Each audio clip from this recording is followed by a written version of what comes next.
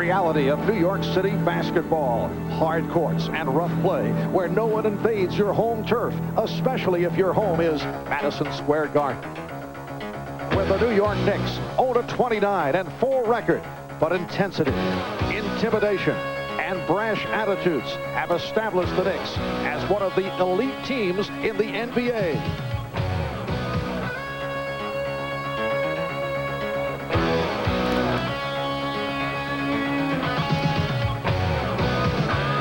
One of the top teams in the West makes their only visit to the Garden, led by David Robinson, one of the league's premier shot blockers and leading scorers. The Spurs have the firepower, but today will they have the street smarts to stay with Patrick Ewing and the New York Knicks?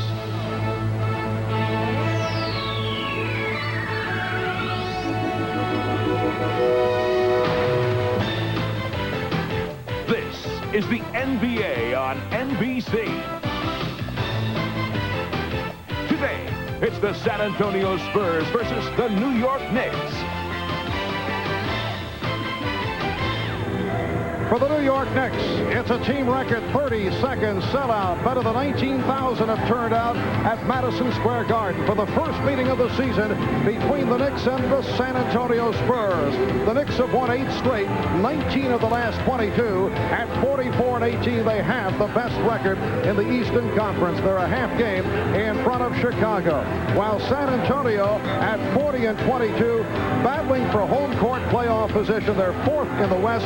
They're 1 game behind Houston. They have won 4 out of the last 5. Hi, everybody. I'm Marv Albert, along with the czar of the telestrator, Mike Fratello. We welcome you to the... Excuse me. Very nice of you to stop by this afternoon. Well, you know, Mike, it is snowing outside, and I did make the 20-block trip here to Madison Square Garden. You look at the philosophy and personality of both the Knicks and the Spurs, and this is really a matchup of contrasting styles in terms of the way these two clubs play. Well, we're talking about both ends of the spectrum here. As far as San Antonio is concerned, they would like to open the throttle up all the way. Much better in the transition open court game than having to dig in and play half-court offense. And in talking with David Robinson yesterday, he feels the key to their team is Sean Elliott. And when you look at the record with Sean Elliott, 35-15, there's no question about it. And their scoring average, top 5 in the NBA, over 109 points per game. Without him, below 500 record, and their offense has really struggled. He knocks out open jumpers, creates off the dribble. I'm not quite sure New York's going to let them have their way, though. Well, during the past 2 weeks, the Knicks have played excellent basketball over this 8-game win streak stretch. The most dramatic turn has been the play of that entire Knick front line. The starters have raised their level of play. In fact, all 3 are playing their best ball of the season. When you talk about New York, you think of team defense and that big front line, but when you talk about guys stepping up and doing it collectively, it's the New York Knicks front line that has done it during this 8-game winning streak. Each of them have raised their numbers, and by far the best performance collectively include, by the way, Anthony Mason in that. So they're just getting ready in the stretch run to let Pat Riley work his way to the 8-man rotation he likes. And the Knicks have been hit by a number of injuries. For the complete rundown, here's Ahmad Rashad. All right, thanks, Marv. A couple of broken noses for the New York Knicks. John Starks has a broken nose, as does Doc Rivers. Doc Rivers will start today in place of Greg Anthony. I talked to Greg Anthony just before the game. He said he had a swollen ankle. He won't play today, but he will be ready towards the end of the week. Marv? All right, Ahmad, when we come back, we'll watch one of the NBA's marquee matchups at the center position, Patrick Ewing and David Robinson. Coming up here at Madison Square Garden, first of 2 meetings this regular season between the New York Knicks and the San Antonio Spurs. Let's check out the starting lineups. Reed, Elliott, Robinson, Ellis, and Johnson for San Antonio. Oakley, Smith, and Ewing up front. Starks and Rivers in the backcourt. Doc Rivers for the injured Greg Anthony, usually the starting point guard, but he is sidelined by a sprained ankle. Hugh Evans, Ronnie Dunn, and Hank Armstrong are the officials. The Knicks last played Thursday in Cleveland, and they overwhelmed the Cavaliers 115-95 to stop an 11-game losing streak at the Richfield Coliseum. Their first victory in Cleveland since November of '87. It was The Cavs' worst loss of the season.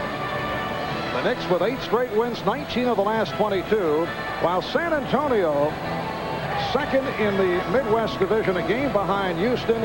Friday night, they defeated Orlando at home, 96-93. Spurs led by as many as 18 in the fourth quarter, and then held off a late Orlando rally. David Robinson leading the way with 30 points. He had 20 in the second half. J.R. Reed gets to the opening tip and hands to Avery Johnson. How does San Antonio jumpstart their offense? How do they get into their running game and get those easy baskets? That's the big concern of John Lucas and the staff coming into the game. And here's Robinson. Patrick Ewing and David Robinson have met prior to today 6 times as professionals. And they have played to a standoff, and a foul is called as Charles Smith sent to the floor by Sean Elliott. The Spurs have won 4 out of those 6 meetings, and the stats on Robinson and Ewing have been even. One thing you may see here early here is double teaming by San Antonio down on Patrick Ewing, and that's for a couple reasons. John Lucas does not want Robinson to pick up early fouls. It helps his confidence, he feels, when they double early, get the ball to Ewing's hands. Charles Smith, who has, as you mentioned earlier, picked up his play as of late. Sean Elliott putting the move on Smith, who got a piece of it. Game is tied at 2. Opening minute. Starks backs to 3-point territory. And it's run down by Robinson. But Johnson could not hold on to that saving attempt. Let's go back to a moment ago, the matchup of Charles Smith, bigger, stronger than Sean Elliott. Elliott's concern is I have to get him off his spot. That time he fronted him, the lob pass perfect. And Charles Smith, avoiding a 5-second call, gets the 20-second timeout. Smith could not find anyone. You hate using up the 22nd that early in the first half, but Charles Smith felt that he couldn't get a real good look at that inbound play, so they'll go back, talk it over, and see what they want to come out of this particular timeout with. Pat Riley going right away down to what he feels is his big advantage, a 6'10" small forward. That's why he says ultimately, I would like to be able to get to the point where Charles Smith feels comfortable at the 3 position. I know he's a natural power forward, but it's an advantage for us come playoff time if we can play with this front line. Pat Riley celebrated his 48th birthday yesterday. Starks gives the Knicks a 4-2 lead. You told Riley you weren't going to mention numbers. You say happy birthday, that's one thing. Now you start giving numbers out. Did I say 48? I didn't hear it. Johnson guarded by Rivers. Robinson with the step. Unable to convert the reverse. Doc Rivers playing, as Ahmad mentioned, with a broken nose. Charles Oakley has been hitting the outside shot in recent weeks. This is J.R. Reed. Ellis trying to keep it alive. Ronnie Nunn says Nick Paul. J.R. Reed has been in the starting lineup recently, but usually Antoine Carr comes on early and plays most of the way. One of the big pluses for the San Antonio team is the fact they have 3 excellent post-up players in Reed, Robinson, and Carr. Starks again. The Knicks with a 6-2 lead. John Starks, like Doc Rivers, playing with a broken nose. He was going with a protective face mask for a while, but it was bothering him, so he shed the face mask, and he has been playing exceptional ball. Reed with the step. Off the double pop, rejected. Reed again. So JR goes right back at Patrick Ewing. It was a great matchup right there. Ewing was down in his stance, ready to reject the shot. A little pump fake that time by JR. Ewing stayed down and then got the block eventually. Reed with the rebound. The Knicks 6 and the Spurs 4. San Antonio on the road has won 14 and lost 16. Recently concluded a 7-game road trip where they had their difficulties, winning only 2 and losing 5 without Sean Elliott for a good portion of that trip. Again, That's a three-pointer for John Starks. The Knicks lead 9-4. You may ask whether or not does New York want to run, get in a transition game. They run selectively in New York. It's not an all-out, wide-open style of play, but when they have it, when they've got numbers, they take advantage. And Dale Ellis took advantage of some room. So the Knicks now with a 9-6 lead. The Knicks with that record of 29-4 here at home. They have taken 12 straight, 15 of the last 16 of the Garden. Starks again from downtown. 10 points for Starks. 10 of the Knicks 12. And the Knicks lead at 12-6. John Starks, the type of shooter who will catch fire. Good hands by Smith on the deflection. Rivers trying to save, and he succeeds. Smith behind the back. Charles Smith tried to do it again, and he drew the foul. Well, one thing Doc Rivers will do is give up his body for the basketball team. A number of injuries sustained throughout his career, but Doc Rivers has that toughness. The something extra he gives this team is the extra effort in saving the ball. A.R. Reed called for the foul on Charles Smith. Here's Rivers setting up Ewing. Yes. The Knicks on fire, and they lead by the score 14-6. Knicks have hit 6 of 9 from the floor. You can take your top centers, O'Neal, Olajuwon, Robinson, Ewing, but Ewing probably has the best range on jump shooting ability of the top 4 or 5 guys. It will be San Antonio ball. The Knicks with a 14-6 advantage. Spearheaded by the shooting of John Starks. Here's Robinson, who's been going more frequently to the outside shot. Ewing on the break, goes all the way. Well, that outside jump shot is one of the reasons why David Robinson's field goal percentage is below 50% for the first time in many years, because he has taken so many jumpers this season. John Lucas wants to talk it over. 7:33 remaining in this opening quarter. The Knicks on fire, lead by 10.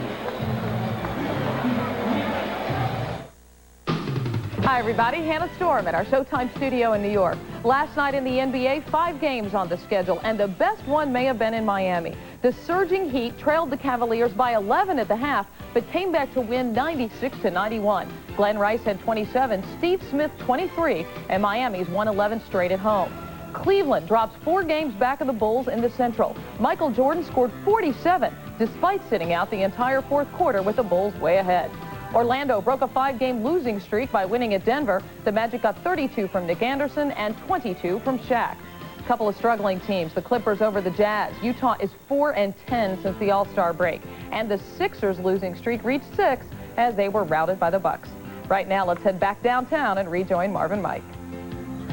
Thank you, Hannah. Hot start for the Knicks. They lead the Spurs 16-6. John Lucas calling for that timeout. And Lucas was concerned prior to the game that his team may not get the correct wake-up call with the time change. He said, we're not used to playing 12 o'clock games. He was concerned about this early start. Ellis getting inside. I know you were confused by the time change. Ahmad had a point out in his first. Ewing gets that lead pass and puts it down. The Knicks with an 18-8 lead. You came from the West Coast. You thought it was a 20-minute time difference, but I know that was straightened out quickly. The traveling at times, Czar, has gotten to you. I realize that. 5 minutes gone by in this first quarter. Avery Johnson had it knocked away, able to recover. Here's Sean Elliott. Ewing with the rebound, getting position. Knicks have hit their last 5 field goal attempts. Smith.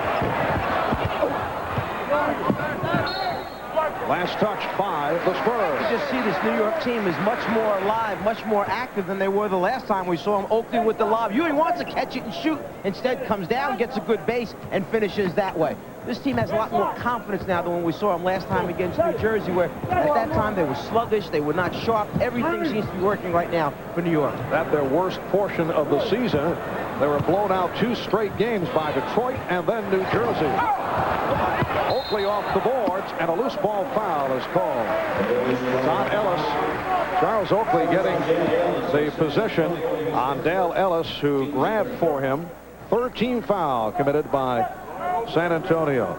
Since those two blowouts, which were consecutive, the Knicks have reeled off 8 straight wins, their longest win streak of the season. And Charles Smith continues to play with great confidence. I'm talking to Pat Riley last night and asking the difference in Charles Smith. He said, we told Charles, we've stopped judging you. Just go play. Feel comfortable and play. Media is not going to stop judging you, but we have here. Play the game. He's responded. Dale Ellis cuts the Knick lead to 10. Just under 6 minutes remaining in this first quarter. Rivers and Starks at the guards. Ewing, Oakley, Smith up front. Again, the double team on Ewing. And he's called for a travel. There's the early double team we had talked about from the San Antonio Spurs. A couple reasons for that. Get the ball out of Ewing's hands. Don't let him get on a roll early. And protect David Robinson from personal fouls. Johnson and Ellis in the backcourt. Robinson with Elliott and Reed on the front line. Reed was wide open, had to save the pass. Nice play, getting it to Robinson. David Robinson with the stuff. The Knicks 20 and the Spurs 12. David Robinson has been playing despite the fact that he's bothered by a sprained ligament in his left hand. The injury not related to that thumb problem that he suffered last season, kept him out of the final 14 games of the season as well as the playoffs. Ellis had it knocked away. It will be San Antonio ball. But David was telling us yesterday that he is looking to shoot more frequently from outside, and he's not able to stuff as often as he did in the past. Has a problem controlling the basketball with one hand, and as a result, and with the freedom that Lucas has given him, has gone to the outside game more. Starks, yes, and it counts. What a move by John Starks in a foot race with David Robinson, but off balance, was able to hit and drew the foul. And Robinson feels that the foul should be given there. Outside should not be a continuation. If anything, he's saying it should be a travel after the fact. The foul, yeah, caused the travel, but instead, the officials will count it and the opportunity for a three-point play now. Foul committed by Robinson. John Starks, 5 out of 7, 12 points, and a hand for Brooklyn native Lloyd Daniels, replacing Sean Elliott. The coaching staff was mentioning they have redefined his game, Lloyd Daniels. He came in and was given time at the point guard position by Jerry Tarkanian and some two-guard. They said they started all over again with him, and they feel his natural spot is a small forward in the NBA. It is a homecoming for Lloyd Daniels. Foul committed by Doc Rivers. Lloyd was born in Brooklyn, went to high school in Queens. His story has been well documented. Drug involvement almost ended his career before it started. Jerry Tarkanian had recruited him out of the schoolyards of Brooklyn for Nevada, Las Vegas, and then gave him a shot with the Spurs. Daniels impressing at the rookie camp. Avery Johnson off the mark. The Knicks lead 23-12. Ewing fielding that pass and going all the way. Doc Rivers with a sigh of relief. He almost couldn't find the handle to get it down the floor to Patrick Ewing, and then because of the fumble, Robinson almost got there for the steal. 6 assists for Doc Rivers. The Knicks 25, the Spurs 12. And Hugh Evans with a holding foul against the Knicks. He finally finds the handle, just gets it past David Robinson, then all it is a matter of Ewing finishing. Oakley called for the foul. Patrick Ewing finishing off with his 4th field goal. He has 8. John Starks has 13 points. Starks 5 out of 7 from the field, including 2 from downtown. 4 minutes and 15 seconds to go in this first quarter. Here is Daniels for 3. Well, that's a nice way to open up in your first professional game at Madison Square Garden. John Lucas was mentioning that our first option probably will get taken away today as Rivers tees it up for a three-pointer and hits it. Mentioning that we're going to have to go to the second and third options if we want to score against New York. They probably do the best job in the league at taking away the initial. That last time down, they wanted to go two-man game. Ellis Robinson couldn't get it there, so they went over to Lloyd Daniels. The Knicks are 64% from the field. They had the hot shooting game against Cleveland the other night. Daniels, rebounded by Robinson, forced the pass. Daniels with the recovery. Oh! Loose ball foul against the Knicks. Oakley collects his second. Willie Anderson is checking in for the first time, replacing Avery Johnson. Willie Anderson recovering from leg surgery. First, very tentative. Coaching staff says he has looked better recently, but when Avery Johnson goes out, it means Willie Anderson plays point guard. At times, we'll see Sean Elliott in that position. Here's Ellis going to the left hand. Bolted the shot in the path of Ewing. What a save by Rivers. The Knicks 28, the Spurs 15 as we come up on 3 minutes to go in this first quarter. Here is Rivers. Rebounded by Robinson. Anderson handling against Rivers. And another part of the redefining of roles, playing Willie Anderson as the backup point guard, a little bit unusual for Willie, who had played mostly as a two-guard scoring guard throughout his career in the NBA. There was a time where the Spurs could not locate a starting point guard. Here's Starks giving it up. And then Avery Johnson solved that problem. Rivers lost it. Last touch by the Spurs. The Knicks will have 9 on the shot clock, but first a timeout call with 2:40 left in the first. Ahmad Rashad back at Madison Square Garden, and I am joined by the newest Jet, Boomer Esiason. Boomer, it's got to be nice to end your career back here at home. I'll tell you, Ahmad, this is the biggest thrill of my life right now, and not only for me, but really for my father. I mean, he gets to watch me finish out my career in my hometown. It couldn't be nicer for me. Now, you just are not a passing fan to come to it. You've been a New York Knicks fan for quite some time. I've just never been this noticed, that's all.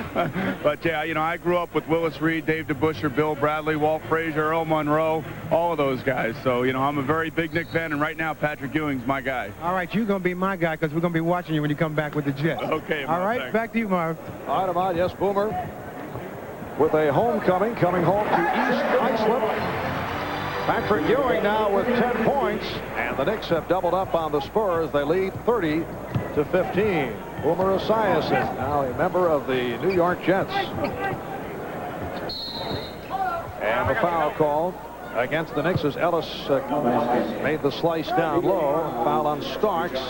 That is his first.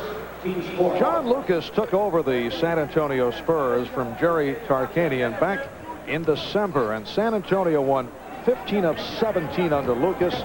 They have cooled off since then, but they are 31-11 overall as Ellis line drives at home. 31-11 when since Lucas took over, and have stayed close to Houston despite the Rockets' recent 15-game win streak. And he doesn't feel it's all that bad to be behind Houston. He's talking about the stretch right now. Patrick Ewing hits a little fadeaway jumper around the lane area. He said being in second place isn't that bad right now because we haven't been in big games like this before. This stretch has been good for us. I made the team aware of the fact that, hey, we've caught everyone's attention.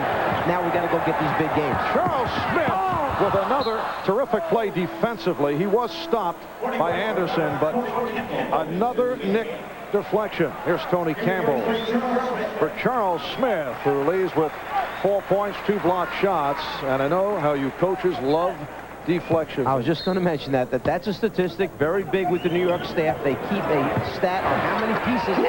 John Starks hits another 3. They keep a chart, a statistic on how many times your hands get on a ball that's being passed by an opponent. Deflection's so important to them. It has been a magnificent first quarter for Starks. That his third from downtown. He has 16 points in all. Knicks 35, the Spurs 17. Anderson wide open. Rebound Ewing. And here comes Rivers. The pass off the dribble to Campbell, setting up Mason, who just checked in. Nice ball movement by the Knicks. Here's Ewing. Yes. 37-17. The Knicks by 20 with just under 1 minute to go in this first quarter. Antoine Carr came in a moment ago, banging his way inside. Good move by Carr against Mason. One of the most talented back-to-the-basket player moves. Ellis with the steal on the pass. One of the most talented big men with his back to the basket in the NBA, Antoine Carr, scoring machine down low. Daniels tried a 3. It will be Nick Ball. Pat Riley now going with Rivers and Starks in the backcourt. Mason, Ewing, and Campbell up front. Now here comes the man they call Mr. Mean, Larry Smith, who has not been getting the playing time, providing a breather for David Robinson. Dale Ellis also sits down. Sean Elliott returns. I think John Lucas realized that he needs a little muscle, a little toughness out there. He's playing Larry Smith, who hasn't played in quite a while. Knicks 16 of 24 from the field. It has been a blistering pace here in the first quarter. Mason to the hook. And the Knicks have hit their last 5. The Knicks again by 20. San Antonio will hold for a final shot. Down to 10 seconds in the quarter. Starks fronting Daniels. Down to 5 seconds. What a job by Starks on Daniels. And then a blocking foul called. Starks trying to draw the charge. That's the second on Starks. It puts the Knicks over the limit. Well, Mason pressuring Carr, forgets his ability to put it on the floor. That time on the rotation, Starks tries to get there a little bit late. And John Starks hears it from this capacity crowd. 6 of 8. 3 from downtown. 16 points. He's replaced by the rookie from North Carolina, Hubert Davis. Antoine Carr, in his 9th season out of Wichita State. Played 5.5 years for you with the Hawks in Atlanta, then on to Sacramento and San Antonio. Tremendously skilled big man. Can really shoot the basketball, put it on the floor, and create off the dribble. Has great shot blocking ability. If there's been one drawback, it's been the inconsistency in his weight, which has kept him from being a better rebounder and a better shot blocker. But that man can score and put points up on the board for you. By time running out. So that is the end of the first quarter. The Knicks 39. The Spurs 21. John Starks with 16 of the 39 Knick points. A hot shooting first quarter for the Knicks. 17 of 25 from the field. They were just under 70%.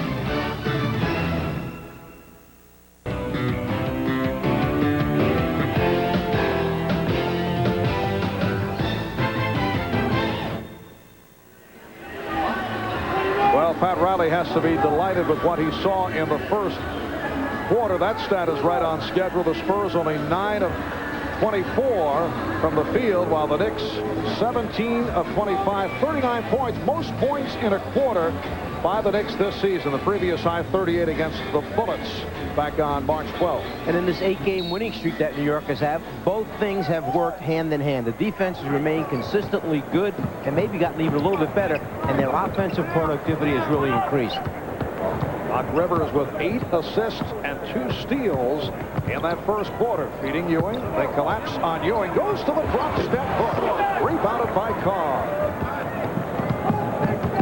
Second quarter just underway, and the Knicks lead 39-21. You can see that New York has San Antonio slowing it down, playing in a half-court game, and that is not their best way of winning basketball games. But it happens to you when you play against New York. Pretty fade away by Elliott. The Knicks 39, the Spurs 23. Sean Elliott making it back from another back problem.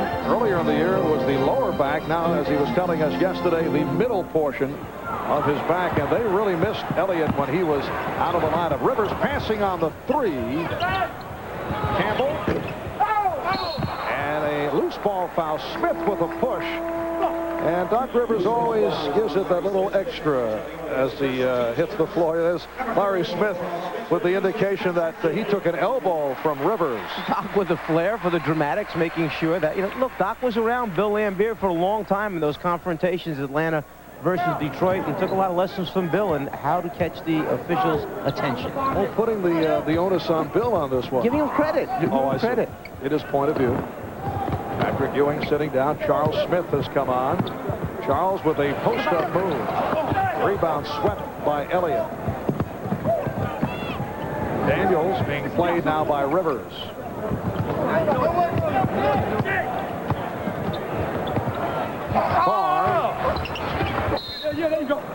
And a foul again against the Spurs. A loose ball foul on Smith, who does not like the call and had something to say to Hugh Evans. Well, Larry Smith hasn't been happy with one call since he's been out on the floor. He doesn't like the idea that he's not allowed to get away with the physical play, and the Knicks are, in his opinion. That time, just taking Charles Smith and basically throwing him out of the way, you're going to get called for a foul. Larry Smith sitting down. David Robinson is back. Brief rest for Robinson.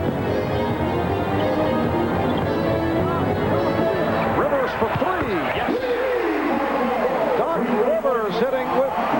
second three-pointer. So the Knicks in all have hit on 5 from three-point land. Mark, I'm not so sure that the injury to Greg Anthony has not been a blessing in disguise for the New York Knicks. It's put Doc Rivers in the starting spot. He knows that Anthony's out right now. He is the main man. He plays best that way. He's a veteran guard. He's been there for a lot of years, and this might be the best combination, in my opinion. I know Greg Anthony will not agree. He's been playing well recently. Out with that sprained ankle. Oh, what a move by Tony Campbell, another player who has come a long way after struggling earlier in the season. He was presented with the starting job, did not do it. He was so overly concerned with his defensive play, and then not only did he lose his job, he was out of the rotation for a while, but he has worked his way back. Foul called on Charles Smith. 9:28 remaining. First half, the Knicks by 19. Guard Marv Albert, Mike Fratello, Ahmad Rashad. Well, a year ago, the Knicks did not finish strong after going so well during the regular season. As they approached the playoffs, they did tail off. Earlier, I asked Pat Riley if last year's struggle finish might provide some motivation for this year's club. If we can push out the end of the season like we're playing now, I mean, you know, conceivably you can win 60-plus games. I don't know if we're capable of that or if that's possible, but I think our guys have to realize that after winning all these games, that there's probably going to be one more, you know, one more wall that we're going to have to get over, and we go out we got 7 tough games on the road coming up, and so this to me is the time that we really have to find out who we are. And believe me, there is no one better in the league reminding players what they have to pay attention to or making them aware of things that will come up as you work your way towards trying to get to the playoffs, advancing in the playoffs, and eventually trying to win the World Championship. Pat Riley, the best at doing it. David Robinson hitting 1 out of 2 from the line. And the Knicks now lead 44-26. Here is Davis. Back comes Anderson. Anderson alley-oops Robinson. Oh, and he missed the layup. Hits the follow and draws the foul. David Robinson hanging in. Foul by Charles Smith, who collects his second, so Robinson back to the line. Trying to show you the difference between the two centers. Robinson down low underneath, gives it the second effort, and jumping against much smaller players down there.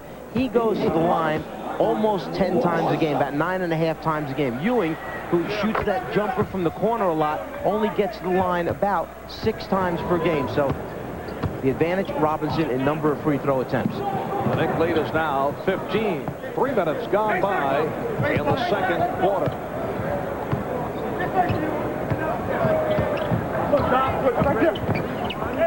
Mason feeling around for Robinson. Pulling his way.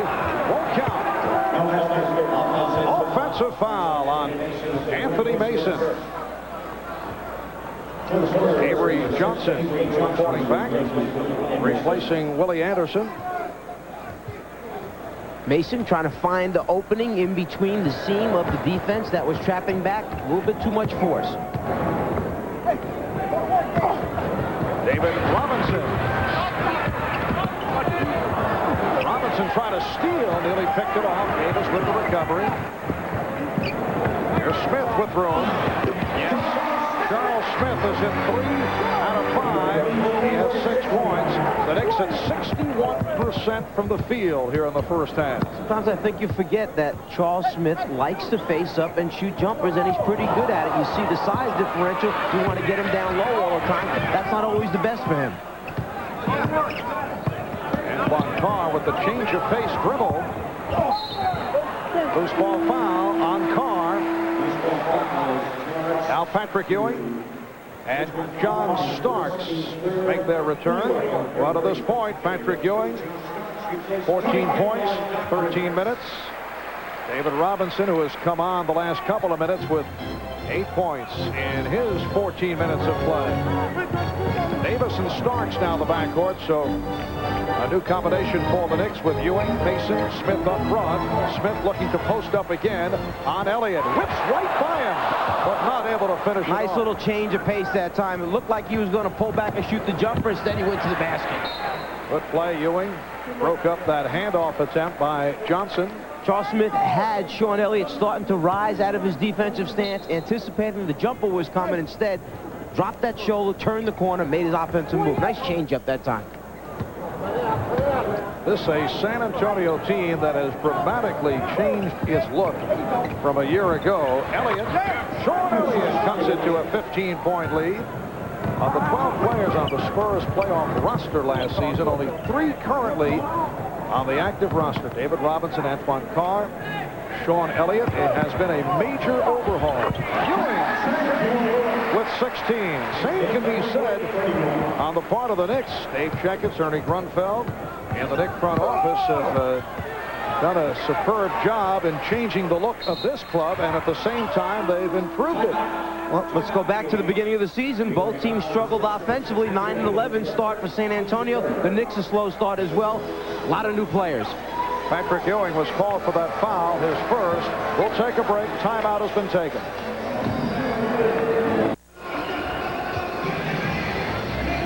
Just under 7 minutes remaining in this first half for Madison Square Garden in New York. The Knicks with a 48-31 lead on the San Antonio Spurs. The Knicks at 44-18. They lead the Atlantic Division by 7 games over the Nets, 9 in front of Boston. They have won 8 in a row, 19 of the last 22. San Antonio, after hitting a brief tailspin on that 7-game road trip, has taken 4 of its last 5. They come off a win Friday night at home over Orlando. They are 40-22. Here is Elliott from deep. That was a 3-point attempt that just did catch the netting. New York by double teaming, got the ball out of Robinson's hands. Nice swing of the basketball from strong side over to the weak side. Just got to knock down a shot there. The Knicks by 17. John Starks had the hot hand of the first quarter. He had 16 points. Ewing with the shot clock down to 3. Yes. Patrick Ewing with a sensational first half. He has 18, and the Knicks lead 50-31. Avery Johnson penetrating. Oh, what a move by Avery Johnson in his 5th NBA season out of Southern University. Led the NCAA in assists each of his last 2 years, and we're excited about Southern's play in the NCAA. They'll play George Washington later on today. Ewing with the drop step. He's fouled by Robinson. For Robinson, it is his 2nd foul. Down low, one-on-one, the matchup between Robinson and Ewing, and then just when you think he's off balance and he's going to go down and perhaps even travel, the ability to concentrate by Ewing and still put it in the bottom. Patrick Ewing will shoot a couple. First appearances at the foul line. Doc Rivers getting set to return. J.R. Reed is back, coming on for Antoine Carr. Hubert Davis departs. Doc Rivers with 9 assists and 2 steals. Doc with 15 assists in the Knicks victory over Cleveland on Thursday, the game that saw him suffer the broken nose in the second half, but able to hang in, came right back and played with the broken nose. Said it's the first time he's ever suffered the injury. He had a hard time remembering, though. He's had so many other injuries. Couldn't remember if the broken nose had happened before or not. Here's Reed. Nice move by J.R. He has 6 points. The Knicks by 17. Coaching staff prior to the game working with J.R. Reed to make quicker moves in the post. Don't take 3 or 4 dribbles every time because the double team gets there. Make it happen before the double team can get there. J.R. acquired from Charlotte in the deal for Sidney Green. A couple of draft picks involved. He had been on the trade block for some time. Antoine Carr trying to check back in, being waved off. Knicks get the new 24 because of the kick ball. Oakley try to alley-oop.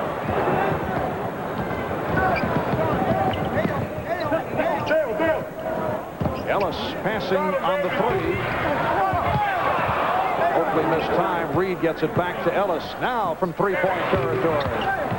Rebound Reed. lead. Another possession for the Spurs. You see New York constantly running at open jump shooters. One of their points, their defensive philosophy, challenge shooters. Somebody get out there and get an arm up and challenge the shooter. Don't just let them get a clear look.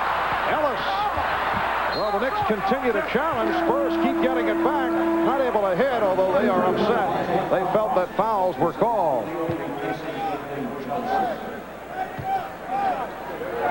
It goes back to part of the intimidation factor. You get hit so many times during the course of the game that when they start running at you, you think you're probably going to get hit one more time, so it may break your concentration a little bit. Oh, the steal by Rivers. 3-on-2. Here's Starks.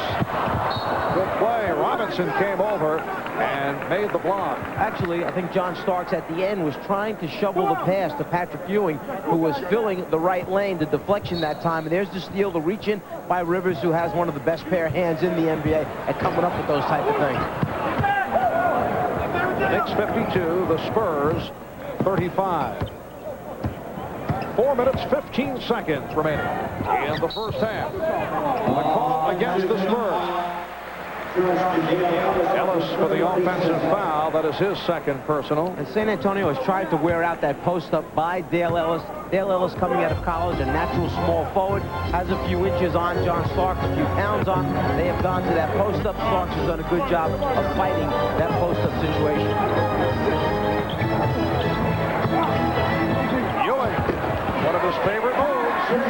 Patrick Ewing is now 10 for 13. He has 22 points. As he puts the ball down with his left hand, and a technical foul has been called by Ronnie Nunn. Right here. You want to play today? You want to play today? May have been a delay of game against the Knicks. Well, he signaled technical foul, but they have not announced who he's calling it on. Well, some confusion, but apparently the tee was not called. The ball seemed to be knocked away by a Knicks player. Knicks lead by 19. Another steal by Rivers, his fourth. Ewing recaptures. He was tripped up by his teammate Oakley. Gets it to Oakley. The no-look from Mason. Mason on the rebound. Rebound Ewing. Mason kept it alive. Knocked out of bounds by Reed. What a sequence by the Knicks. San Antonio just happy to knock the ball out of bounds and catch a second breath of air. Oakley that time threw a cross body block on Ewing as they went for the loose ball.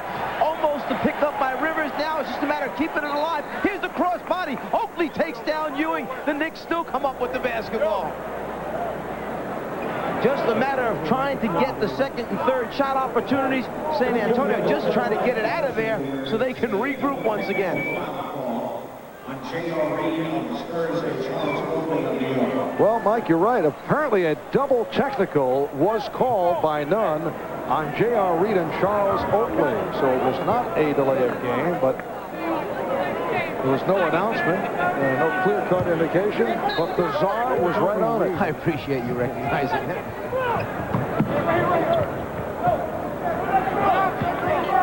The Knicks with a 54-35 lead. All Rivers and Elliott got involved, and the foul is on Sean Elliott. Let's go back to the beginning. What caused that double technical? A lot of times officials will call a double technical just to clean it up. When it's a physical game, two physical teams down below, the pushing, the shoving, just to make sure it doesn't get out of hand, he awards a technical against both players, and that tells them that the next time, if you get another one, you're out of the game. So it makes them aware of it for the remainder of that contest. Doc Rivers to the line. San Antonio over the limit. Doc Rivers, 6 points, 9 assists, 4 steals. Board, I got it now. Oakley, Smith, and Ewing on the front line for the Knicks. Rivers and Starks in the backcourt. And the Knicks with their biggest lead of the game, a margin of 21. Knicks trying to make it 13 straight at home. They have won 15 of the last 16. And Elliott was pushed. Spurs take a timeout. Rivers called for the foul. We'll be back in a moment. That's where the points go. This is Hannah Storm in New York. Coming up on the Prudential Halftime Report, we'll be joined by the insiders, Peter Vesey and Bill Walton, as well as Quinn Buckner, of course. Topics include the red-hot Houston Rockets, who had their 15-game winning streak stopped on Friday. Also, the struggling Orlando Magic. They're in a battle to make the playoffs. And the improving New Jersey Nets. We'll get to those topics shortly, but right now let's head back to the Garden and rejoin Marv Albert and Mike Fratello. You had a 21-point lead for the Knicks over the Spurs. For the Knicks, their usual aggressive-style defensive play. Although the Knicks have been accused by some of being a dirty team, Knicks players say no, not true. They are aggressive. They are physical. That's the subject we talked about with Doc Rivers. I think we're a physical team. We play hard. We get in your face. Guys don't like anyone to be in their face. I mean, you don't like Fratello to be in your face. No one wants anyone in their face. Yes, Doc speaking with much personal experience from your coaching days in Atlanta, and did hit a proper note there, I must say. But obviously, from watching, a clear-cut decision in my favor, Doc. In your face. Don't forget that shit. Funny how I never found you intimidating the way some players did. Doc Rivers complaining about the 8 years that he spent with you. He did not complain at all. There were no complaints. Sean Elliott at the free throw line with just under 3 minutes remaining in the first half. And Elliott missing on both. Recovered by Ellis. Ellis has been off. He's missed his last 6 field goal attempts. Well, we've seen the enthusiasm on the sideline of John Lucas, but I would think that halftime chat he has with his players will have to reach a higher decibel level. The Spurs are trailing badly by 21. And if you're John Lucas, you're trying to find ways to get your team back in this basketball game. One area that he mentioned is if Carr takes a transition pass and scores. He mentioned that if they are behind in an area because he came in late, it's putting in their pressing, trapping defenses. They haven't had the time to work on it. And when you look at some of their numbers, they are 24th in the league in steals, which is not good, and last in the league in producing turnovers, which they desperately need right now. Beautiful rejection by Robinson, stopping Ewing. Here's Reed.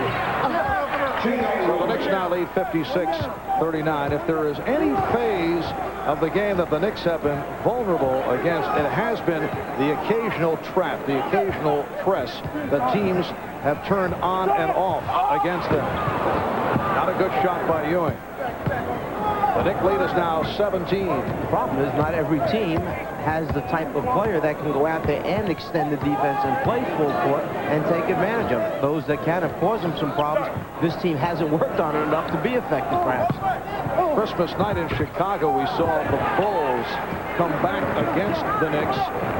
And the Bulls, a team that has rarely gone to the press this year, but they turned it on, and they came up with that come-from-behind victory. Since that game, teams would try to turn it on and off against the Knicks. Doc Rivers with 10 points. But we also know that that's the heart and soul of Chicago's defense, and that come playoff time, Phil Jackson will have them tuned back up again with their pressure defense. Elliott is fouled. Reach-in foul will send Elliott back to the line. One of the things that David Robinson has not done a whole lot of lately is get high numbers in the column that says block shots. Almost 4 a game. Normally, he's been down about 1.5, and it could be because of the bad knee, a problem that he's faced. Patrick gets a little chuckle out of the fact that the Admiral sent one back in Patrick's face.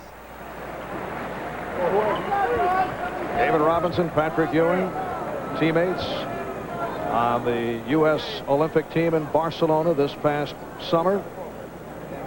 And you look back at the previous 6 meetings between these two in the NBA, this is by far the most effective that Ewing has played against Robinson. Still a long way to go as we wind down to the first half, but Patrick Ewing with 22 points, 10 of 16, along with 9 rebounds, while Robinson only 3 for 7, 8 points. There is no question that there is something to be said about the fact that when you're feeling good, when you're feeling healthy, you play your best. When those nagging injuries take place, and as Pat Riley mentioned, speaking with him last night, it's those 62-game injuries, meaning when teams get to this point in the season, you've played 8 exhibition games, 60, 62 regular season games, they build up. The minutes, the bumps, the bruises, they add up, and you got to fight your way through that, and that's what teams are encountering right now. Here we go. Knicks in a rare down period. They have missed 6 of their last 7 from the field. Rivers passed up the shot, gives to Davis. Hubert has been off recently. Earlier in the season, and that's a backcourt violation. So it will be Nick Paul. Earlier in the season, Hubert Davis hitting the shot. Then he was being taken in and out of the lineup, went stretches without playing, and I think it did affect him. Yeah, but now, in fairness to Hubert Davis, with Greg Anthony going down with the ankle injury, Pat Riley has brought him in as the backup point guard, not shooting or scoring guard. So he's had to think about getting the team into the offense, getting things ready, and you feel safe is how Riley described it when he plays the point guard spot, but it does take away his shooting or scorer's mentality. Shot clock at 5. Ewing. Rebound, Reed checks the clock. Final seconds of the half. Reed gives it up for Anderson. That's the end of the first half. The Knicks shooting 51% for the half. The Knicks led by Patrick Ewing, who scored 22. John Starks with 16, and they have a 17-point advantage. The Prudential halftime report is next. This is the Prudential Halftime Report, brought to you by the Prudential. In a changing world, one thing remains rock solid, the Prudential. Halftime at Madison Square Garden with the Knicks thumping the San Antonio Spurs 58-41. Patrick Ewing outscoring David Robinson 22-8. And welcome to our Showtime studio, Hannah Storm, along with Quinn Buckner and our insiders, Bill Walton and Pete Vesey. Gentlemen, let's talk about the team that nobody wants to play right now. The Houston Rockets. Their 15-game winning streak ended in Portland on Friday night, and their much maligned backcourt, Kenny Smith and Vernon Maxwell, going only 6 for 23 from the floor in that game. Should their consistency be a concern down the stretch? I think everybody in the league, Hannah, is waiting for Mad Max to blow up. And that's why management brought in Winston Garland and Scott Brooks. They need more stability at the end of games, and that's why there was such a controversy earlier this year when Brooks took all of Kenny Smith's fourth-quarter minutes. I think their coach, Rudy T, has really brought some stability, and this Houston team is for real. I think that when you have a great basketball player like Olajuwon, you have to make intelligent decisions. They're doing that. Sleepy Floyd permanently on the bench, and Brooks and Garland get in there as soon as there's any sort of sign that Kenny Smith and Vernon Maxwell can't get the job done. Houston's for real. They and Phoenix and Seattle are the only teams in the West. And they will meet Seattle tonight. Houston with some chemistry, something the Rockets have been lacking in recent years. Let's take a look at the playoff battle in the East and some of the teams looking for position there. The Atlanta Hawks in the playoffs now behind Dominique Wilkins. The Indiana Pacers, more on them in a minute. The Orlando Magic has been slumping recently. The Heat has been surging with the return of point guard Steve Smith, and the Detroit Pistons also in the hunt. What about Orlando? This is a young team, and it seems as if Shaq may not be able to take them to the promised land this year.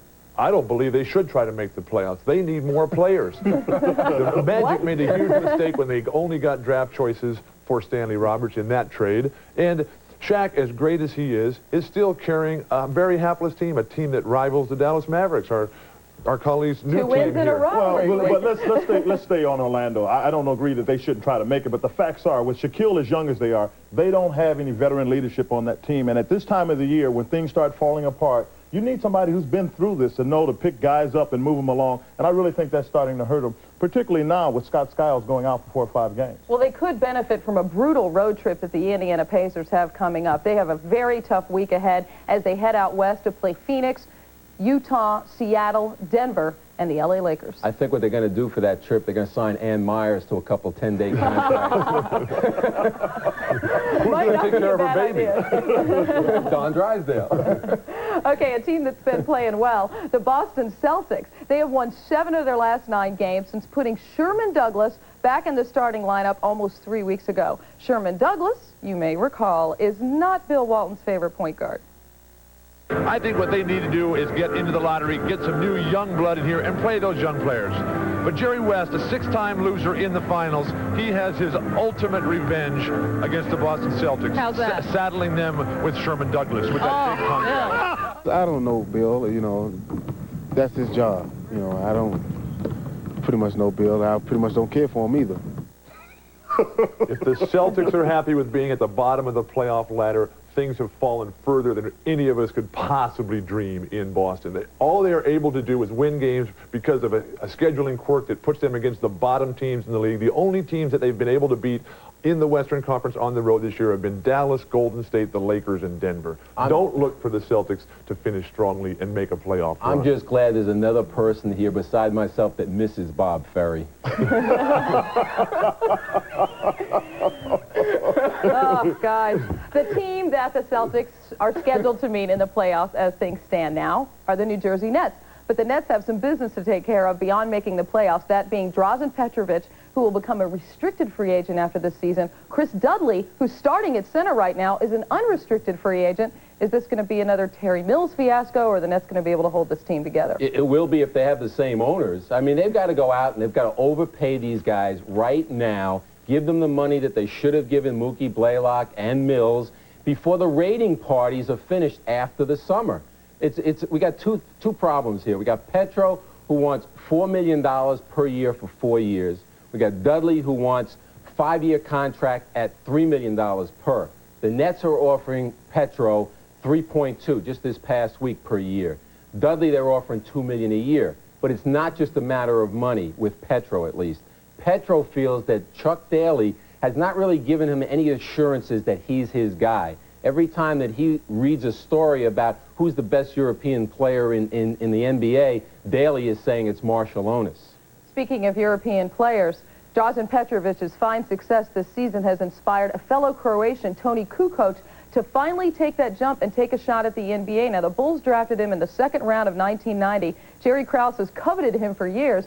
Is he finally going to be in a Chicago uniform? It's a done deal, Hannah, in the sense that everybody involved is committed to making this happen after the year. They're just going to do it at Gilberto Benetton's pace. He's a very rich man. He's just going to do it at his pace. He's going to talk to the Bulls after the year. It's going to cost them a lot of money to get Kukoc out of his contract, but it will get done. He's an outstanding player, left-handed, read thin. He's not really a position-type player, a total package here. He can handle the ball, shoot from the perimeter, get to the hoop. His only problem will be learning how to play without the basketball, something that he'll have to do with Jordan. I think they'll be good with the Bulls will be good with him, and I'll tell you why. The one thing I noticed about this young man is in the Olympics, he played, in the first game, I didn't think he played very hard, but he played a little scared. The second game, he played with a lot of heart. And when you got a guy with those kind of capabilities playing with heart, you got a good player. I think the Bulls will find a way to get this man the ball, because I agree. I think he's going to be an outstanding player. Now, after the New York Knicks play against the Spurs today, they go on a 4-game West Coast road trip. Tuesday night, they are at Phoenix. Interesting considering the success that the top teams in the East have had at Phoenix. Only 3 teams have beaten the Suns at home this season, that being Cleveland, Chicago, and New Jersey. So how do you see this game playing out Tuesday night, Bill? I like the Knicks. They're clicking right now. They had their defining moment of the season when they won at Cleveland Thursday night. They're playing fabulous basketball. Plus, they have a stable of guys who can guard Barkley down low. Oakley, Smith, Ewing, Anthony Mason. It might fall on Kevin Johnson's shoulders there in Phoenix. The Suns have been on a surge since losing to New Jersey. They whipped Portland. They got 30 rebound edge in that game. They've got a 20 rebound edge against the Pistons, but I think it comes down to more than rebounding against the Eastern clubs. Jordan tells me that the Eastern clubs are used to guarding Barkley. They know how to double-team him, when to double-team him, so we might look for that. And I just think that they're too physical. The Knicks just get out and they pound people. In the Western Conference, for whatever you say, they just don't play that kind of basketball, and I agree. The Eastern team is just used to doing that. Well, they are certainly pounding a Western Conference team right now. The score at the half, 58-41. We will return after this message from Prudential and a word from the NBA.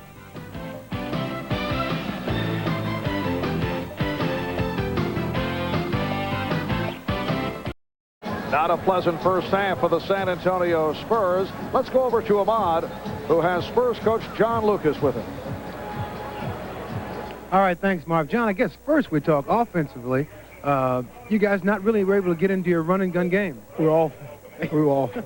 It was awful. It was a nightmare. We missed some opportunities, and they came up and beat us up a little bit the first quarter and put us on our heels. And they shot 6 to 8% the first quarter. But we got Stark shot. I tried to get Davis' attention to get started on Ewing, and we got to come out the third quarter and cut the lead down. We're by no means, I feel, out of this game. I've seen it come back before. All right, good luck to you in the second half, John. Thank you. All right, back to you, Marv. Thank you, Ahmad. Well, since John Lucas took over back in December, the Spurs with a record of 31-11. It's a friendly rivalry between Patrick Ewing and David Robinson, and it has been all Ewing to this point. The Knicks by 17 as we get started in the third. Ewing beating Robinson. Starks with the setup. Patrick Ewing with 24 points, along with 10 rebounds, 2 blocked shots. Robinson. Smith with the rebound. Here's Starks for 3. Oh! He hit 3 in the first half. Back comes Avery Johnson. And Johnson found the open lane. One thing I'm sure that Pat Riley will remind them of, quick, hurried shots, particularly from a distance, will give you long rebounds and then the opportunity for San Antonio to run. Use some time off that clock. Let's go back to that last play to see how that pick and roll layup occurred for Patrick Ewing. He comes over, you think he's going to set the screen. Instead, before he sets it, he slips it and goes to the basket, slipping the screen by Patrick Ewing to perfection. Am I setting it? Nope, I'm going. Robinson gets caught looking, anticipating the dribbler off the screen. Excellent job of slipping it. And there you see the matchup. David Robinson averaged 24 per game, first 6 meetings. Only 8 points. Ewing with 24. Charles Oakley at the free throw line, fouled by J.R. Reed. Charles Oakley has been contributing to the offense. Went a good portion of the season passing up not only open shots, he was passing up layups. He'd be down low, he'd throw it back outside. He had lost his confidence, but he has been doing it at both ends recently. Nice move.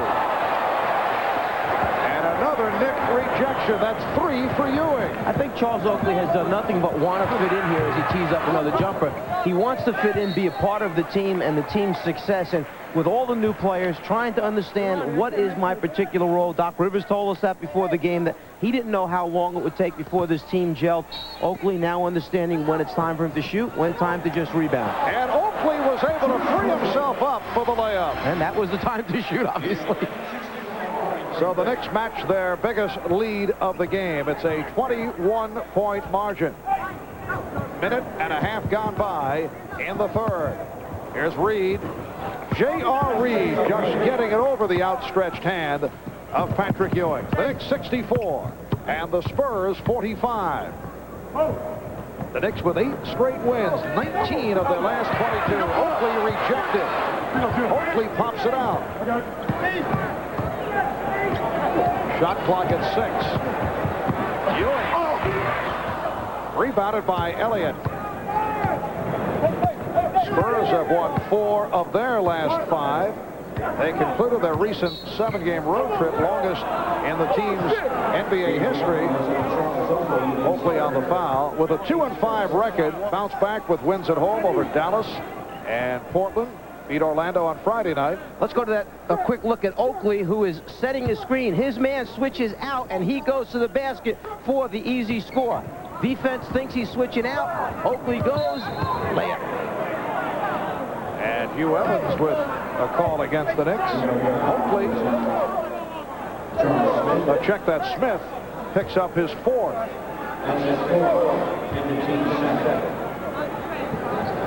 Avery Johnson. Dale Ellis at the guards. David Robinson. Sean Elliott. J.R. Reed up front. Here's Ellis. He has been way off. He is now 4 of 13 from the field. 1 for his last 10. Foul committed by Reed, hammering Oakley. That's that cut from the top of the circle that the Knicks like to use whenever the ball goes down low to a post-up man. They like to take the other big man and dive him from the top of the circle. This time Oakley dives right from the top. Ewing with the late pass underneath as Oakley gets the inside position. Anthony Mason has come out for Charles Smith. Smith sitting down after picking up his 4th foul. Ewing. The Knicks have a 19-point lead in In the first quarter, they scored 39 points, most points in a quarter by the Knicks this season. Only 19, though, in the second as their shooting fell off. Elliott. Strong move again by Sean Elliott. He has 10. The Knicks lead 64-47. On a regular basis, San Antonio is forced to go to either their second or third option in the half-court offense because New York does a good job of taking away the first entry pass. Offensive foul. Rivers called for his third.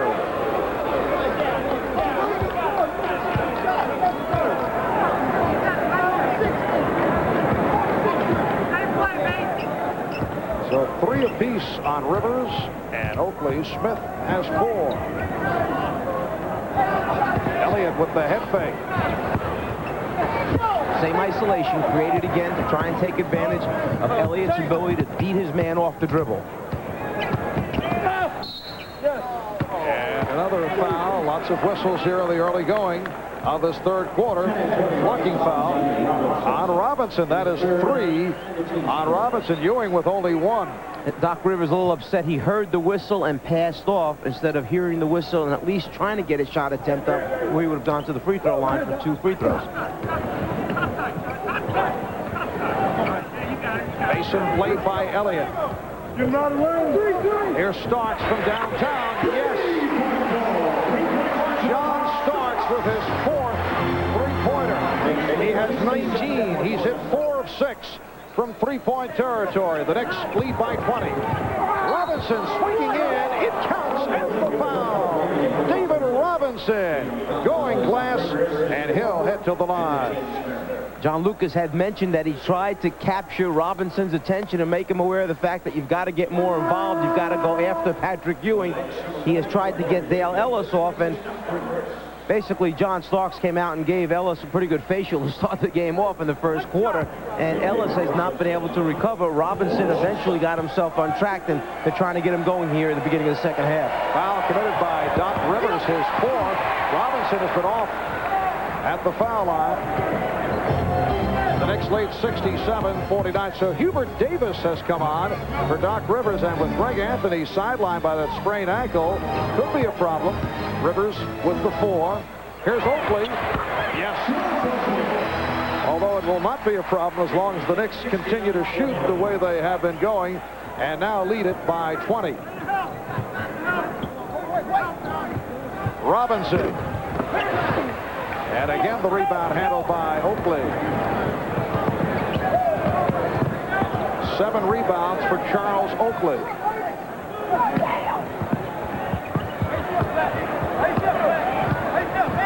Here's Ewing to the fadeaway. He thought he was fouled.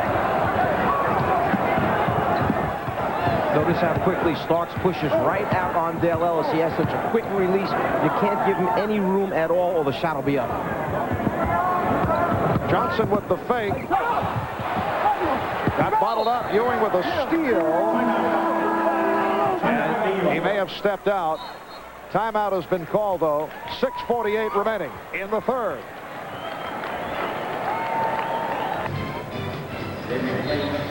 Want to look at what took place right before we went to commercial break, as Ewing was able to bottle up Avery Johnson. Looked like he had picked it off, but he stepped out of bounds, so the ball goes back to San Antonio. The Knicks 69 and the Spurs 49. Patrick Ewing with 24 points. John Starks with 19. They are the high men. David Robinson with only 10. Sean Elliott gets it back outside. Vinny Del Negro has come on for the first time. J.R. Reed with the spin. Rebounded by David Robinson. Missed the layup. And then foul. I think the hope here by John Lucas is to get Del Negro in the game, get him started, knocking out a few jump shots, which will open up the things down low for Robinson, J.R. Reed, Antoine Carr.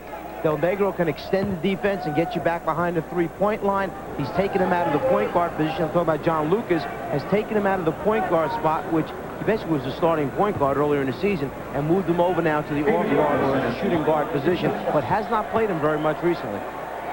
John Lucas trying to do some shuffling now. Anthony Mason called for that foul, putting Robinson at the line. He's only 2 out of 5 from the line, 4 of 11 from the field, along with Del Negro. David Wood, who is not a guy who gets much playing time, has checked in. Wood, in his 3rd year out of Novato, Reno.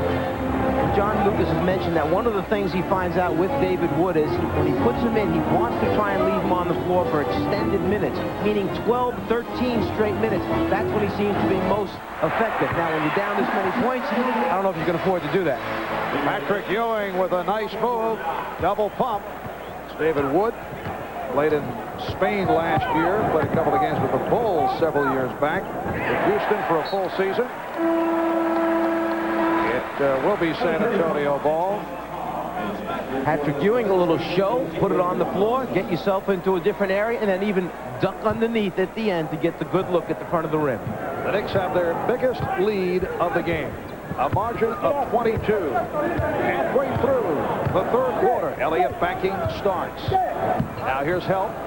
He was triple teamed, but able to drill it. 12 points for Elliott. The Knicks lead 71-51. Davis and Starks in the backcourt. Oakley, Mason, Ewing up front. Ewing sensing the shorter man, Antoine Carr, defending. And you know the Knicks are going to go right to Patrick Ewing. And if you let him keep turning to the baseline, he loves that jump shot, falling that way towards the baseline when he dips to the right shoulder. Bring him back to the middle of the floor and then come with your double team if you want to get Ewing out of his rhythm. Elliott once again. The Knicks by 20. Patrick Ewing has 28. He's been averaging over 30 per game during this 8-game win streak. Again, Ewing. Now help. And Ewing found Oakley. Beautifully executed. Well, there's the extra dimension. Now, as soon as he's double teamed, he feels it, looks opposite, he knows there's a cutter under the basket, and then it's the execution. He can do that as well. Patrick Ewing, an excellent interior passer, as is Charles Oakley. They work well along the baseline. Knicks by 22. Del Negro from deep. Yes.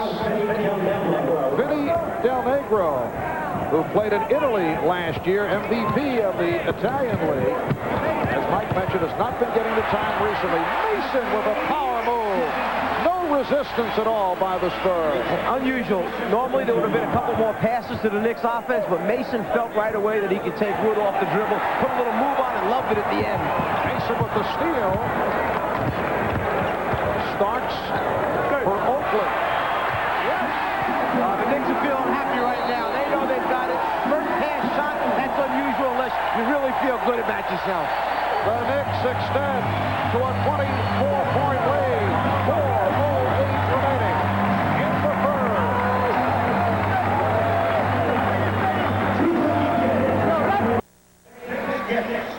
You mentioned those other guys on the Knicks front line. Well, Anthony Mason wants to show you he's got a few tricks when he puts the basketball on the floor right past David Wood. And as he goes back down the floor, he even gets a little kick out of it himself because he loves it. Now, Oakley said, let me get in on the act. I can shoot face-up jump shots.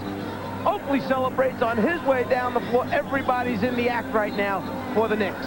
Charles Oakley with 10 points. All have come here in the 3rd. Knicks have hit their last 5 shots. They lead at 79-55. Lloyd Daniels is back on the floor for the Spurs. So John Lucas continues to shuffle. Reed, Knicks 79. The Spurs 57 with 3:50 to go in the 3rd quarter. Hubert Davis handling against Vinny Del Negro. Davis replacing Rivers after Rivers picked up his 4th. Mason. And Davis eluding the contact. Here's Ewing. And a foul called. Ewing wants the goaltend. Won't get it. Patrick Ewing to the line. Antoine Carr called for the foul. Mike, you look at the Spurs since the All-Star break, and they did have that long road trip, but they have only won 5 and lost 7 prior to the All-Star game. Under John Lucas, they were 25-4, so they have cooled down considerably. A number of different reasons for it. The injury to Sean Elliott. They're not the same team without Sean Elliott, obviously, as they are when he's playing and playing healthy. And then, as John Lucas mentioned to us, and then also there was an injury to Antoine Carr's hand, who missed a couple games.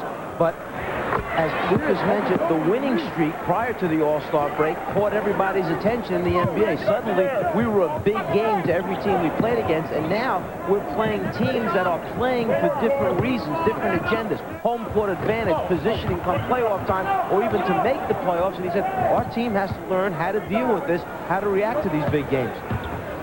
David Wood with a baseline move, swatted back by Ewing. Three-point attempt. Ewing with 4 blocks. Starks guarded by Daniels.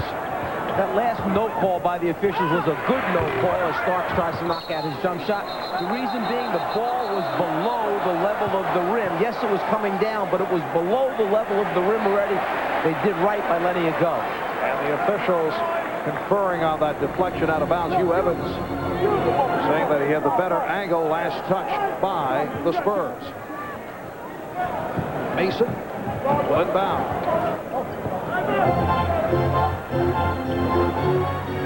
Starks off a screen. Starks all the way. Oh, there is no defense right now for San Antonio. A guard should never be able to start the pick and roll from that far out and go uncontested to the front of the rim and dunk the basketball. Foul committed by Starks. A little bit of interior defense there. The ball below the rim. Now at the other end of the floor, San Antonio searching for some defense. No one steps out. Not Reed, not David Wood stepping in late under the basket. As a result, Starks with the finish. John Starks with 21 points, 8 of 13. He's at 4 from three-point range. He was able to battle out of a stretch. He had gone 0 for 10 from downtown. Then he suffered the broken nose at the expense of a collision with Jeff Malone of Utah, put on a protective face mask, and came out of the 0 for 10 by hitting 3 out of 3 with the face mask. But said that he was uncomfortable, so training staff, Mike Saunders, Tim Walsh, with the word that he was okay to play without the face mask, and he's been going without it. And it's leading the league in broken noses, with Starks and Doc Rivers both suffering that injury. Here's Davis. Yes. The Knicks 85 and the Spurs 58 as we come up on 2 minutes remaining. In the third, Daniel. Yes. It's a 25-point Knick lead.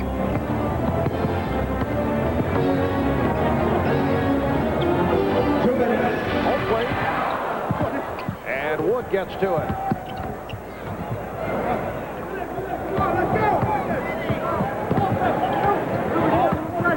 Spurs will continue on the road following today. Daniels again.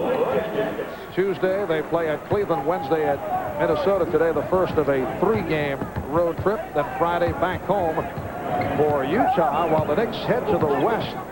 4-game, 6-day western swing starting in Phoenix. John Starks with the stroke. He now has 23. The Knicks' offensive execution is very crisp. When you see a jump shooter that wide open, that means someone set a very good screen to free him up. And the foul charged to Davis. Got a kick out of John Lucas just now. He turned and yelled to his team, hurry up, let's go. And then when you look out on the floor and you realize that it's Smith and Carr and Wood and Del Negro, Lloyd Dent, not the quickest team you could have on the basketball floor, but John wants them to hurry up and catch back up here as the game goes on. San Antonio is only 8 for 15 from the foul line.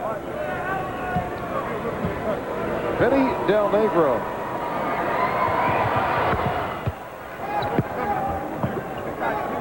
'67-64. The Knicks blowing out the Spurs as they seek to make it 13 straight wins at home. Mason getting inside. Again, the execution on offense, that was a simple, what you would call UCLA cut, a man out at the top slicing off a teammate who's around the foul line area. That time the screen set by Patrick Ewing. Here's Wood. David Wood. That is his first field goal. Knicks 89, Spurs 66. Ewing trying to connect with Oakley, and a foul is called. I know a number of times you have asked me why you call that a UCLA cut. It's because of the... I can't recall actually ever posing that question to you. Similar to when I had to straighten out that pick and roll and pick and step back move. I don't recall that either. You seem to forget quickly. But that UCLA cut from the great John Wooden teams at UCLA, they ran that move over and over again to perfection. So we give it that name. We do. You and John, huh? Patrick Ewing hears it from the crowd, replaced by Herb Williams.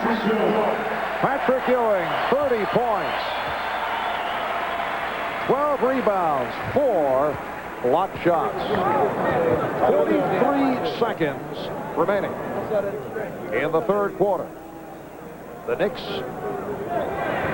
with a 91-66 lead. Oakley with 12 points, all here in the third. Davis with the steal. We are headed to extensive garbage time. The fourth quarter. That's a rejection by Carr.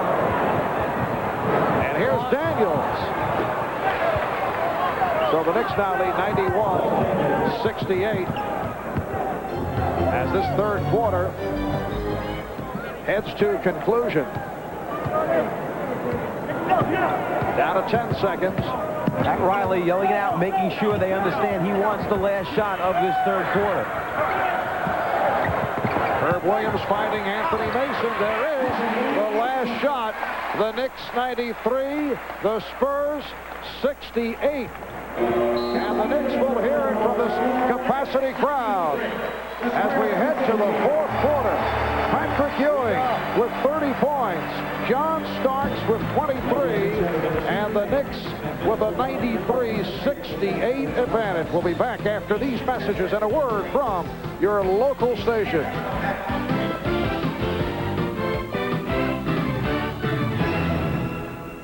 Ahmad Rashad back at Madison Square Garden. I'm now joined by Rolando Blackman. Rolando, you have been out since February 12th with injuries, but I understand that you practiced yesterday. Well, everything went pretty well yesterday. I practiced full speed. The knee is feeling very, very good. I'm going to get a couple of practices under my belt and make sure I keep together with the team.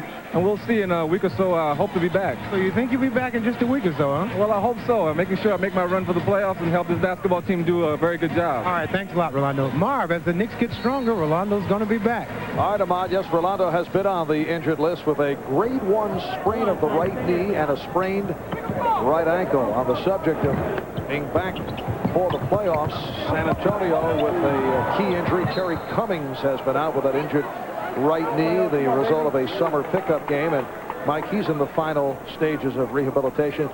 Hopes to return for the playoffs, but that uncertain. Yeah, early in the season, there was no question about it. He would not be back this season at all. And now suddenly, because the leg and knee are feeling so good and the strength is returning, there is an outside chance, and he feels he might be able to help this team come playoff time. Antoine Carr gets the fourth quarter started by banking off glass. Now Carr with a steal. The Knicks 93, San Antonio 70. The Knicks have led by as many as 27. Here is Carr again. He has 10 points. If there's one positive thing to this game being in this situation for John Lucas, he has been trying to find a way to rest David Robinson. He's averaging almost 40 minutes a game, which is his high in the NBA. His knee has been bothering him. He has re-injured that thumb, but a different part of it. So now with the score as it is, if it remains this way, I'm sure you'll see him on the bench for the remainder of it. J.R. Reed returns. David Wood called for the foul. Anthony Mason to the free throw line. Now, what normally happens to coaches in this situation, your team makes a little run, you cut it back to about 15, and all of a sudden you have a ray of hope. There's time left to close that down, so you put your guys back in again to try and make the run. Spurs have hit 6 of their last 7 field goal attempts. The Knicks 95 and San Antonio 72. Del Negro and Daniels in the backcourt. Carr with Smith and Reed up front. Here's Carr, rejected and fouled. Antoine Carr going at Herb Williams, who is called for his first. And San Antonio playing with the front line of basically 3 people that play best close to the basket. One, just a designated rebounder in Smith, and then Reed and Carr, players who have excellent back-to-the-basket moves that can score. And if you can continue to stop the clock and put points on the board, that obviously is in your favor when you're down around 20 points. Antoine, a 73% free throw shooter. The Knicks 95, the Spurs 74. San Antonio has won the last 3 meetings against the Knicks. Last season they swept the 2-game season series and did it in convincing fashion.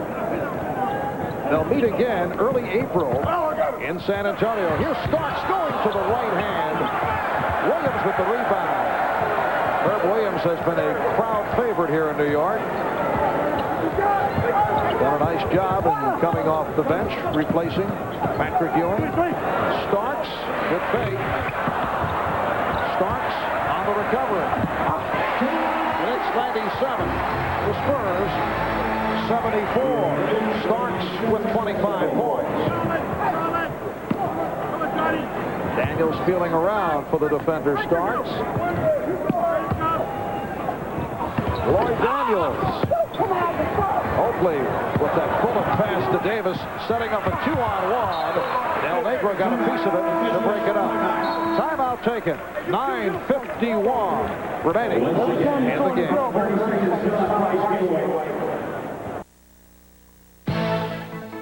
Miller Genuine Draft presents Genuine Moments. Today's moment takes us back to the Knicks championship season, 72-73, en route to winning their 2nd world title. The Knicks posting a home record of 35-6, their most successful season at home. With a win today, the Knicks will reach the 30-win plateau at home for the 7th time in history. Dave DeBusschere driving on that shot. You see Earl Monroe to his left. A capacity crowd at the Garden. Best home records this season. Phoenix at 28-3, the Knicks 29-4, San Antonio at 26-6 as the Knicks look to make it 30 wins with a victory today over San Antonio. Walt Clyde Frazier, as seen today, you saw him in the historical footage a moment ago. Walt handling the radio color commentary for WFAN alongside play-by-play man Mike Breen. And there's Clyde's number 10 hanging from the rafters. In recognition of that moment, Miller Genuine Draft will donate $1,000 to the Thurgood Marshall Scholarship Fund. Obviously, vests must be the thing today. Clyde wearing his vest, Ahmad with his vest on today. Styling, both of them. I can't tell. Are you serious? Or are you just trying to be a nice guy and compliment Ahmad after blasting him for his attire earlier in the day in a private discussion that we had? He looks great. The tip missed by Oakley. And a loose ball foul is called. Once again, the Knicks controlling the board. J.R. Reed collects his 4th. Oakley back to the line. He's 4 out of 4. And the Knicks have been perfect at the line. The Knicks over the season have certainly had their ups and downs at the foul line. At the 74%, they are 16th in the league. Charles Oakley with all 13 of his points in the second half.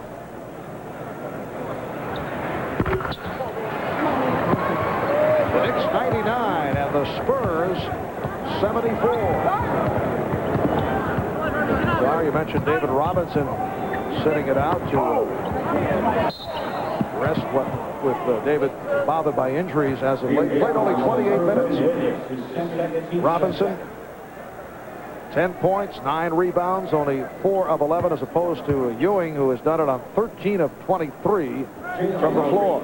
This afternoon, no question about it. The edge goes to Patrick Ewing, and the edge goes to the New York Knicks. Patrick Ewing enjoying by far his most effective performance against David Robinson. This is their 7th meeting in the NBA. J.R. Reed hitting on 2 of 2. The Knicks now lead 99-76. Doc Rivers is back on. Here's some pressure by San Antonio. You rarely see the Spurs go to pressure, and it did work. Johnson fouled by Mason. Well, you mentioned earlier that the Knicks have had problems with teams that have come out and shown pressure to them on a regular basis throughout the game. This is something the last time that we had San Antonio on TV, John Lucas mentioned, I want to put in some form of a press, whether it be a full court, half court trap. And today, talking to him prior to the game, he mentioned that time just has not allowed him to get to it as much as he would like to. Put a little 2-2-1 on that time, and the result, 1 turnover.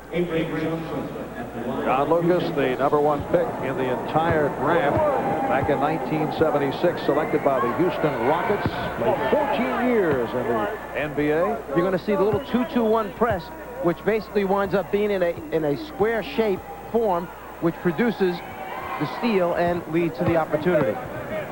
The Knicks 99 and the Spurs 77. Again, Spurs go to pressure.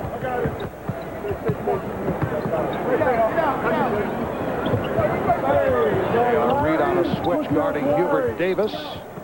Now Carr picks up Davis. Reed with the rebound, and he's hit by Oakley. That is number 4 committed by Oakley. John Lucas has been barking at Hugh Evans for the last 5 minutes of this basketball game. Hugh Evans came very close to hitting Lucas with a technical foul, backed off the situation on this last trip down floor. Again, words between the two of them. I think Hugh, being the veteran official that he is, basically saying, look, John, your team is playing bad. Don't take it out on me. Lloyd Daniels connecting with a 3. Lloyd has 13. The Knicks 99, San Antonio 80. Knicks led by as many as 27. Pressure has been bothering the Knicks the last minute and a half. Rivers backing Johnson. Williams set the pick. Now Rivers uses the screen.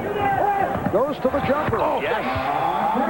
Doc Rivers giving the Knicks a 101-80 lead. And what you see happening now with New York's offense is the ball movement has stopped. Now it winds up becoming a 2-man game or an isolation where someone has to make a shot with a defender in their face. A block that time by Herb Williams. An emphatic rejection by Williams. Charles Smith replacing Charles Oakley, who hears it from the crowd. 14 points, 11 rebounds for Oakley. Knicks are always ready to cover for one another. If someone's beat off the dribble, the next man should be there in the rotation. That time it was Herb Williams who gets the block. 6 blocks by the Knicks. They had 7 the other night against the Cavaliers. 4 of the 6 for Ewing.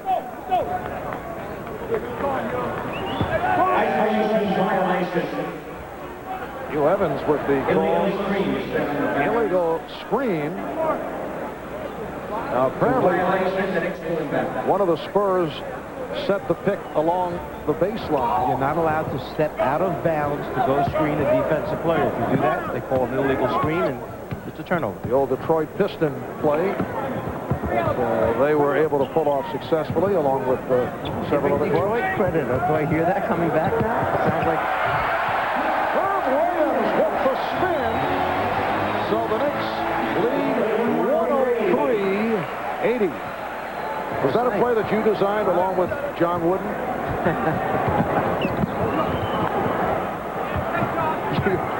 You react, you laugh.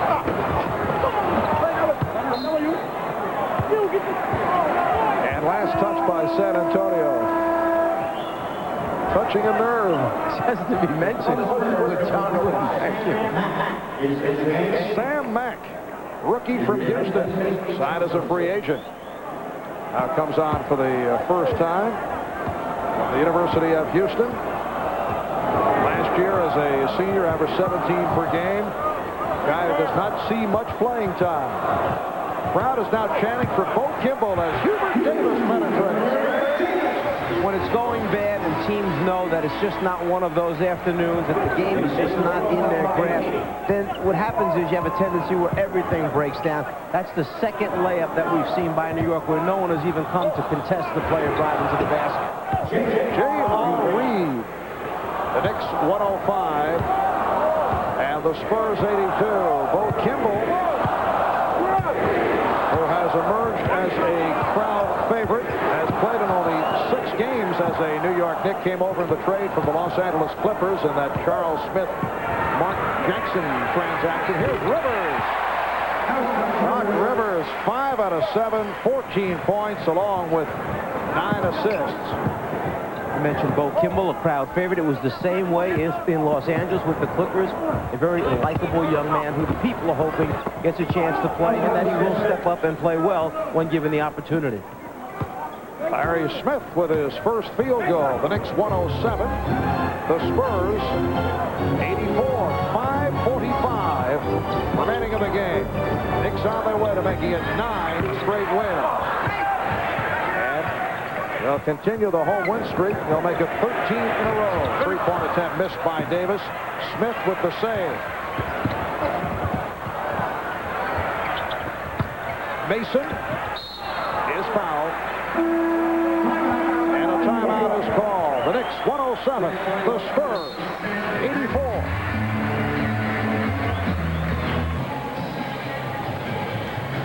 Well, for the Knicks, it has been extensive garbage time here in the fourth quarter. They look ahead to the 4-game, 6-day Western swing beginning against the Phoenix Suns Tuesday night in Phoenix. Knicks beat the Suns here at the Garden in overtime. Early January, a game that saw Charles Barkley leap over the official scorer's table, voicing his displeasure to the officials.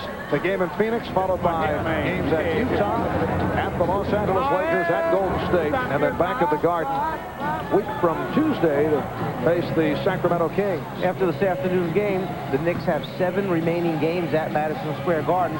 Still have 12 games remaining on the road, and the concern obviously being that they right now have the best record overall in the Eastern Conference, would hold home court advantage all the way through the Eastern Conference Championship. They don't want to lose that to Chicago. Yes, the Knicks with a half-game lead over the Chicago Bulls. Crowd chanting, "We want Bulls." We want to see Bo Kimball on the floor. San Antonio moves on to Cleveland Tuesday, at Minnesota on Wednesday, completing this 3-game road trip. We're approaching 5 minutes remaining in the game. Another Knicks steal. Rivers pass picked off. This is Mack from Carr, and the Knicks now lead 108-86. San Antonio with its own version of deflections. The hands getting a piece of the Rivers pass, leading to the fast break opportunity. Tony Campbell, who has not played much today, will come on. Herb Williams with his second field goal. San Antonio tried to spring a little late, half-court trap. New York did a nice job of reversing the ball, getting it in the corner for the open shot. See on the far side, Bo Kimball making his way to the scorer's table. Back in the Knick championship season of 72-73, a fellow by the name of Hawthorne Wingo was a big crowd favorite here at the Garden. Crowd would chant, "Wingo, Wingo."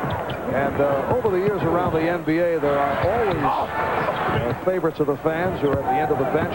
Boston Celtics had the likes of Henry Finkel and Eric Fernston. Would put Stojko Brankovic in that category. Not quite that category. Of course, they weren't a championship team at the time. And now here comes Bo Kimball. And Charles Smith will sit down. If there's been a problem with Bo Kimball's game, it's been the adjustment to the NBA style of play. He is a very, very comfortable catch and shoot it type of player, but trying to create things off the dribble, get his own shot, is what he has to work on. Foul called on Campbell. Bo Kimball, a #1 draft pick of the Los Angeles Clippers out of Loyola Marymount. Spent 2 years with the Clippers. He had been on the injured list since back in mid-November. Activated this after a hip injury, put him out, and as you saw, only his 7th game as a Knick. A reminder coming up next, the Pepsi All-Star Softball Game. Game featuring Joe Carter of the Toronto Blue Jays, Tiger slugger Cecil Fielder, They'll lead a team of American leaguers against the Cubs. Ryan Sandberg, Mets Bobby Bonilla, and a team of stars from the National League. This obviously taped prior to the Ryan Sandberg injury. Not making a miraculous comeback today, it should be pointed out. That's the Pepsi All-Star softball game coming up next here on NBC. 3:42 remaining, and the Knicks have a 110-88 lead. Knicks putting it away for all intents and purposes in the first half. Terrific shooting first quarter, 68%. Cool down in the second. Here's Kimball from deep. And it will be Spurs ball. I got you, Will. Go ahead. It is another sellout crowd here at the Garden, making it 32 in 34 home days. Better than 19,000 on hand. And the Knicks break their all-time record for regular season home sellouts. They had 31 back in their last championship season of 72-73. That was surprising to me. I would have thought that they would have had a higher number in total sellouts going back over the great years. Art Campbell trying to keep it alive. Ronnie Nunn indicating that the ball did hit the end line. And so it goes back to San Antonio. And Pat Riley questioning what is the violation. All he did is tip it. Came back in bounds. Riley questioning what the violation was. If you had a TV screen, Pat, in front of you, show you what it is. Back for Carr. Now Eric Anderson, another seldom used Knick player, rookie free agent from Indiana. Here's the cheers as he gets set to check in. 2 minutes and 40 seconds remaining in the game. Here's Campbell. For the Knicks, this will also be their first win on national television this season. Riley was concerned about it prior to the game today. Mentioned the fact that we need a win on NBC. J.R. Reed was held. Knicks have gone 0 for 3 on NBC telecast. 2:23 remaining in the game. Timeout taken.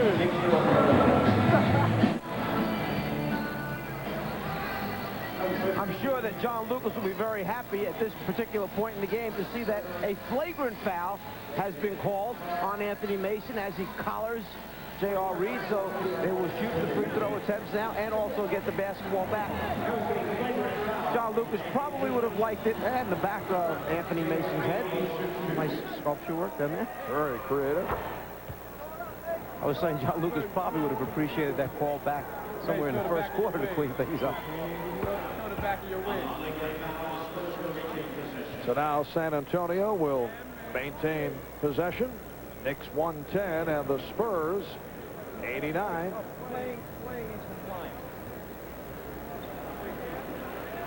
Willie Anderson will throw it in.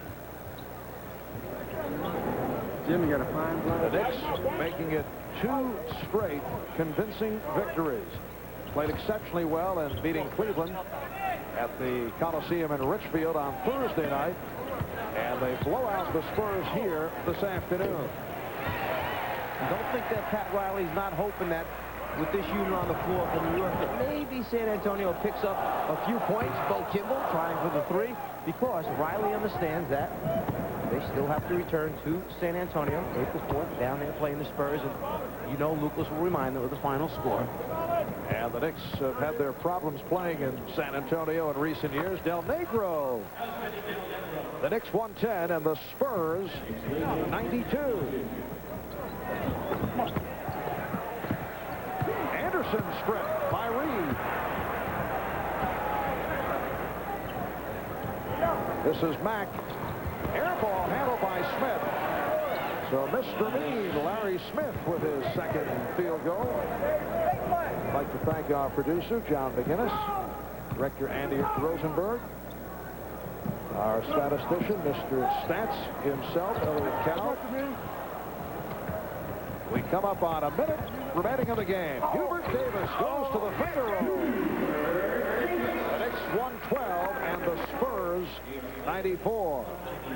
The final score will give the indication of this game being much closer than it really was. Knicks led by as many as 27.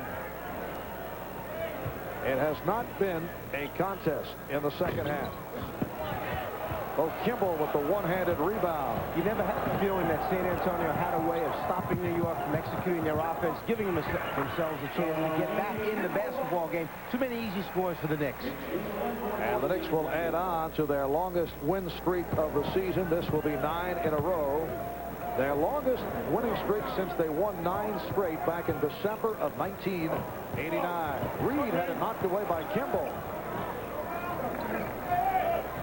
This is Mack.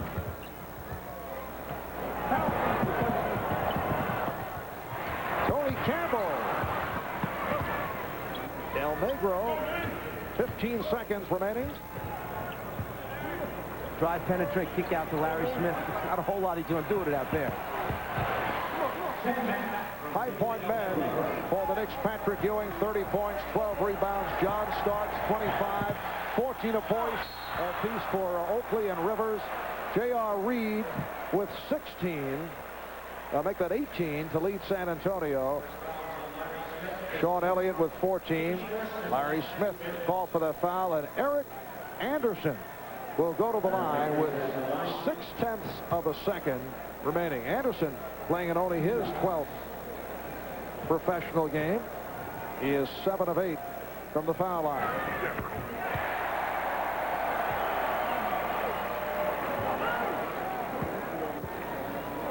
The Knicks 115, Spurs 96. And that's the final score. So the Knicks make it 9 straight, a record of 45 and 18. They've won 13 straight at home. San Antonio now at 40 and 23. Coming up in a moment, it'll be Showtime with Hannah Storm and Quinn Buckner back at our studios. In the final, the Knicks 115, San Antonio 96. Marv Albert, Mike Fratello, Ahmad Rashad saying so long from Madison Square Garden.